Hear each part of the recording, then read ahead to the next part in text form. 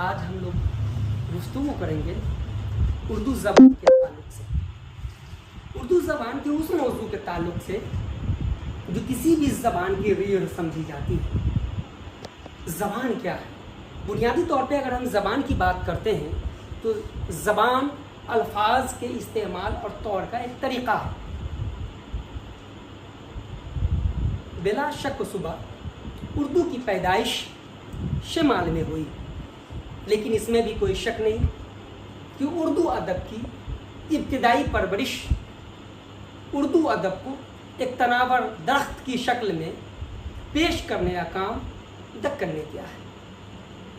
دکن کے الفاظ کے استعمال کرنے کے جو طور ہیں وہ شمال سے مختلف تو ہیں ہی، اس کی ایک شناخت اپنی انفرادیت کو لیے ہوئے ایک خوشنما ماحول پیدا کرتا ہے۔ باوجود اس کے کہ آج ہم لوگ اس موضوع پر گفتگو کریں گے کہ شمال میں جن الفاظ کو ہم استعمال کرتے تھے کیا وہ الفاظ آج بھی جیوں کا تیوں استعمال ہوتا ہے؟ کیا وہ الفاظ نہیں آج بھی استعمال ہوتے ہیں؟ زبان کا ایک اصول رہا ہے، زبان کی وسعت زیادہ ہوتی ہے، وہ اپنے اندر تغیرات اور تبدیلیوں کو سموئے ہوئے ہوتی ہے۔ زبان میں ہم لوگوں نے الفاظ کے تغیر کے تعلق سے زمانہ در زمانہ جو فرق آتے ہیں اس پہ سمجھنے اور بات کرنے کی کوشش کریں گے، جس میں ہم لوگوں نے ایک موضوع طے کیا ہے۔ وہ موضوع ہے قدیم دکنی اردو اور موجودہ زبان اردو کے الفاظ کے استعمال میں تفریق، غرض کے دکنی شاعری کلاسیکی شاعری کی ایک اہم اثاثہ ہے۔ دکنی شاعری کی انفرادیت اس کی خوبصورتی ہے۔ دکن کے دو مشہور شاعر ملا وجہی، جن کے یہاں تنقیدی شعور بھی ملتے ہیں، اور ایک خود بادشاہ قلی قطب شاہ جو قطب شاہی دور کے 5ویں فرمانروا ہیں، ان کے دو اشعار کو دیکھیں گے اور پھر ہم لوگ اس موجودہ وقت میں استعمال ہونے والے الفاظ اور ان اشعار میں ہونے والے الفاظ کے بیچ تفریق پیدا کریں گے، ان کے احساسات اور طور کو سمجھنے کی کوشش کریں گے۔ ہم دیکھتے ہیں پہلے قلی قطب شاہ کی شاعری، پیا باج پیالہ پیا باج پیالہ پیا جائے نا، پیا باج یک تل جیا جائے نا، پیا باج پیالہ پیا جائے نا، پیا باج یک تل جیا جائے نا۔ پیا غرض ایک وسیع معنی کو اپنے اندر سموئے ہوئے ہیں، لیکن یہاں پر ہم پیا سے دیکھتے ہیں، معشوق کی اصطلاح سے دیکھتے ہیں۔ پیا باز، یہ باز جو لفظ ہے، کیا ابھی اس لفظ کا استعمال ہم کرتے ہیں؟ بالکل نہیں کرتے۔ باز اور باز میں فرق ہے۔ باز کے معنی ہوتے ہیں کئی، لیکن یہ باز ہے، باز با الف جیم، جس کے معنی ہوتے ہیں بغیر، بنا، بغیر۔ باج دکنی اردو اور موجودہ استعمال اس کے بدلے میں جو ہم لفظ کرتے ہیں وہ ہے بغیر۔ دوسرا ایک لفظ ہے تل، یک تل، یک کا استعمال آج بھی ہوتا ہے، یک جہتی، یک تعیت، یک روجہ، ایسا استعمال، یک لفظ کا استعمال آج بھی ہوتا ہے، لیکن تل لفظ معدوم پڑ چکے ہیں۔ تل کے معنی ہوتے ہیں پل، لمحہ، کم وقت، پل، لمحہ، کم وقت۔ غرض کے شاعر اپنے مطلب میں کہنا چاہتا ہے کہ یہ معشوق تمہارے بغیر یہ جو جام کا پیالہ ہے، جو مستی و سرور کا سبب ہے، تمہاری غیر موجودگی میں یہ شراب، یہ جام بھی مستی و سرور کو نہیں دے پاتا ہے، اور تمہاری غیر موجودگی ایک لمحے کے لیے، ایک وقت کے لیے بھی جینے کے لیے نہیں دیتا ہے۔ تمہاری غیر موجودگی جو ہے یہ کھلتی ہے، اور غیر موجودگی ایسی ہے جیسے باعث موت، غرض تمہاری غیر موجودگی حیات کو نہیں قبول کر رہی ہے، موت کو دعوت دینے کے قابل ہے۔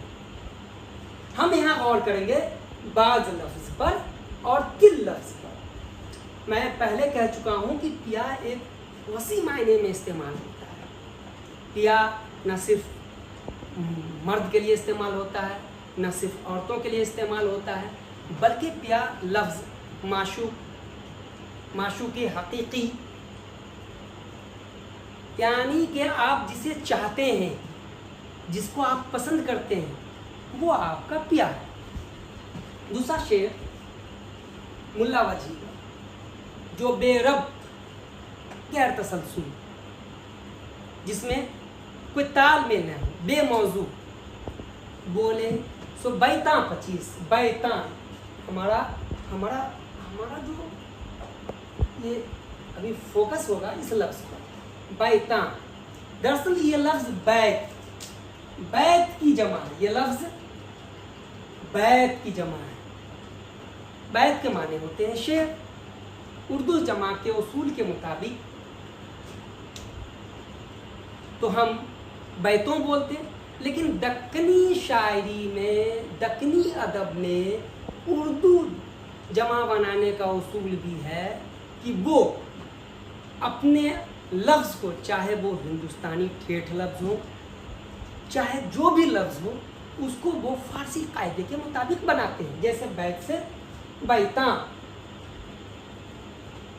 اس شعر میں شاعر کی کہنے کا غرض ہے کہ جو بے موضوع، فضول، غیر موضوعی گفتگو کرنے سے بہتر ہے کہ 25 اشعار جو ہم بولیں، اس سے بہتر ہے کہ ہم ایک ہی شعر بولیں اور سلیس بولیں، قاعدے سے بولیں۔ تیسرا ایک شعر ہے پھر یہ قلی قطب شاہ۔ میں پہلے قلی قطب شاہ کے بارے میں بتا چکا ہوں کہ یہ قلی قطب شاہ قطب شاہی فرما رواؤں میں 5ویں نمبر پر ہیں۔ ان کی شاعری اردو ادب، یہ پہلے صاحب دیوان بھی شاعر ہیں۔ ان کی شاعری میں دوسرا ایک مقطع کا شعر دیکھتے ہیں، قطب شاہ نہ دے مجھ دیوانے کو پند، دیوانے کوں۔ پھر سے دیکھیں گے، غور کریں گے، قطب شاہ نہ دے مجھ دیوانے کو پند، مجھ یہاں دیکھیں گے، مجھ دیوانے کو پند، دیوانے کوں کچھ پند دیا جائے نا۔ یہاں پہ ہم غور کریں گے، مجھ لفظ کا موجودہ استعمال ہے مجھے، کچھ لفظ کا موجودہ استعمال ہے کچھ۔ دیوانے اب ہم یا کے ساتھ لکھتے ہیں، دکنی اردو میں دال کے نیچے کسرہ دیا جاتا ہے۔ یہ بنیادی فرق ہے۔